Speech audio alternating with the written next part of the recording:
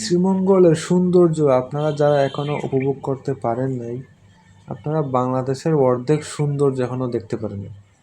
বাংলাদেশের সবচেয়ে সুন্দর জায়গা হচ্ছে শ্রীমঙ্গল। শ্রীমঙ্গল চায়ের রাজধানী বলা হয় কি জন্য? সৌন্দর্যের জন্য।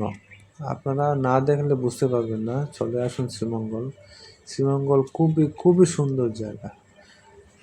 আমার মন বসে না শহরে, ইট পাথরের নগরে, তাই তো আইলাম পাহাড়ে, তাই তো আইলাম পাহাড়ে। ও আমার মন বসে না শহরে, ইট পাথরের নগরে, তাই তো আইলাম বাগানে, তাই তো আইলাম চা বাগানে।